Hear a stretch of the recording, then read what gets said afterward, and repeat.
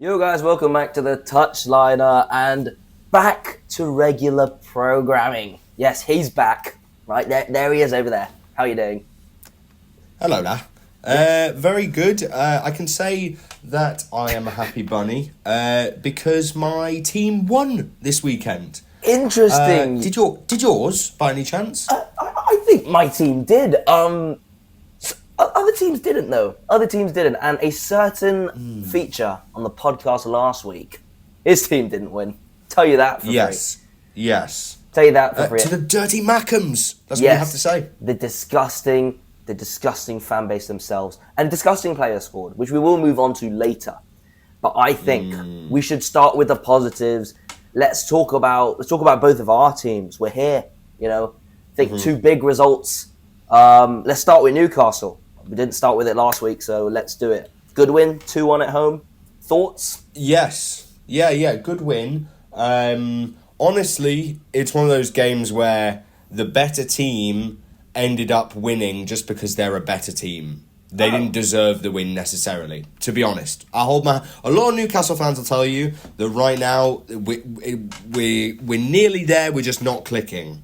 So we can't seem to get into gear and stay there for the whole game. We will be in gear for the first 20 minutes, then out of it for the second 20, and then in and out. And our passing really hasn't been great in our midfield recently. It's been a bit of a disconjointed midfield with Joelinton staying in. He's been really poor form. He's come out. Eddie Howe's not put too much faith in Ramsey yet. He's not played him a full 90, which I think, personally, Ramsey slots in a little bit higher than Joelinton on the left. I think he's actually probably our better option for creativity. We don't have a lot of creativity with Joelinton there, as you can probably imagine.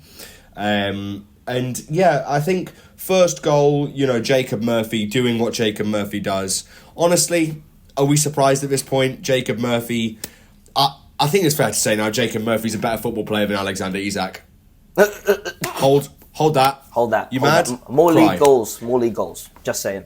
Season. More league goals, more assists this year, more everything. There's no real debate. Am I right? It's true. But yeah, Jacob Murphy, he pressed Bassey, who I think is rubbish, by the way. Calvin Bassey, he's a stinking player.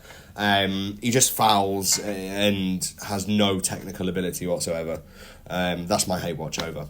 But then, Jacob Murphy presses, he runs, it's to put it in the back of the net.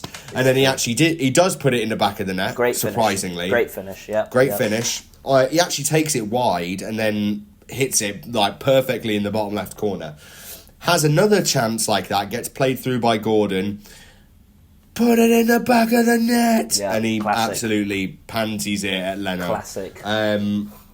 They scored really poor goal. We let them get a bit of momentum. And the EA switched on us off the crossbar, headed in.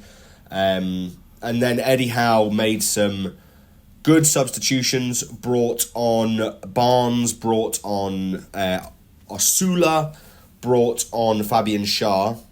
And Osula and Alanga as well, Osula and Alanga came on and just pressed like monsters. And Osula now has that role for Newcastle, I think, where he can come on in the 70th, 75th for Voltemada when his legs are obviously gone, because he's not a player who loves to press. He's really not that guy.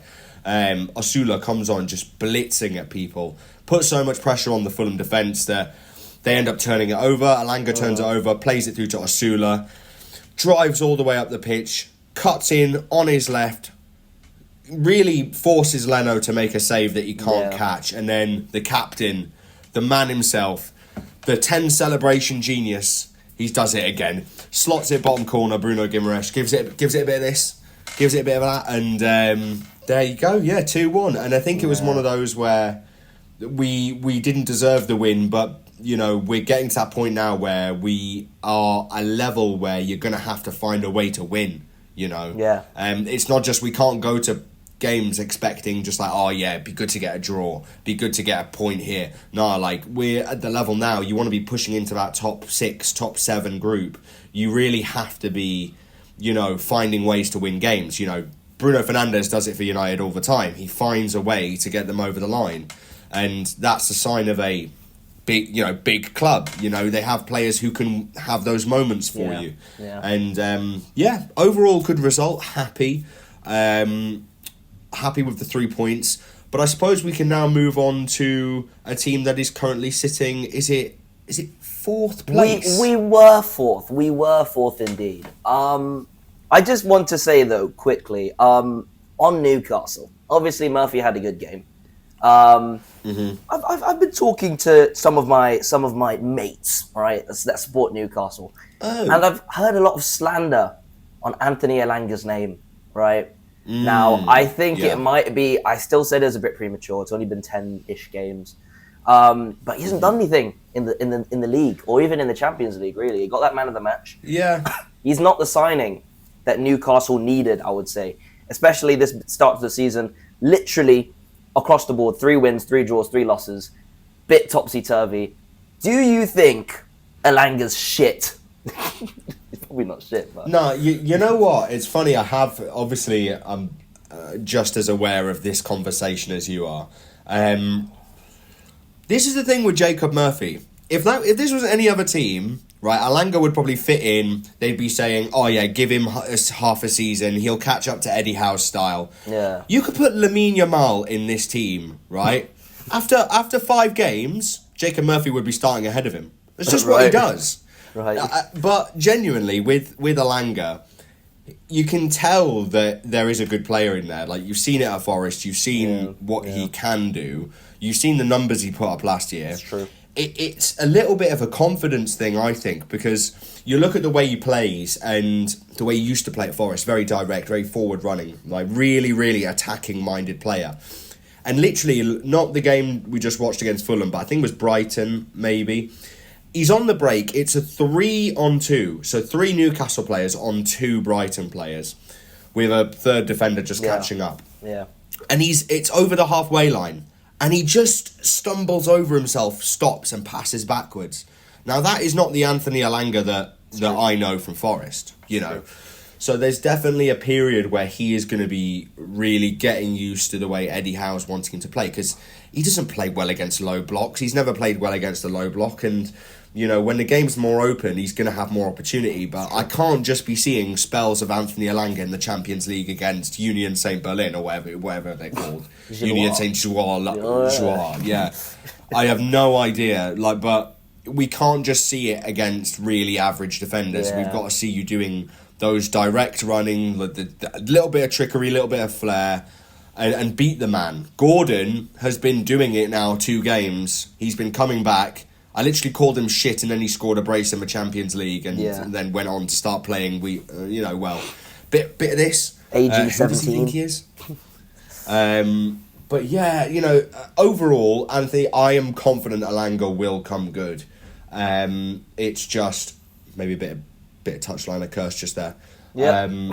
But I genuinely do think there's a good player in there. I think he just needs to take time, because with Nuno and with Forest, it was so easy for them to just play this defensive style of football where Elanga doesn't have to do anything besides run forward when he gets the ball.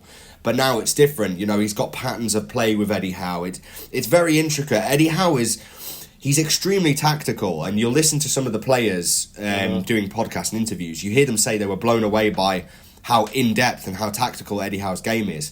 And I think Elanga is just going to take a little bit of time to get used to that. But I'm confident he will. I think we should expect a GNA before Christmas. Fingers crossed.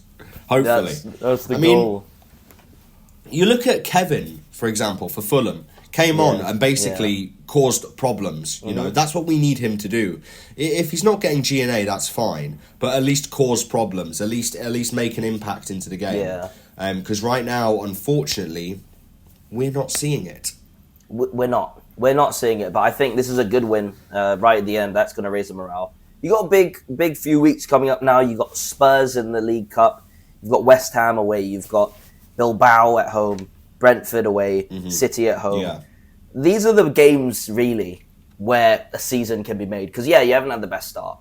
But if you can build on this, if you could go and win away, which you've had a horrible away record for God knows how long, you get a win at West Ham, which is a place where you should be picking up points.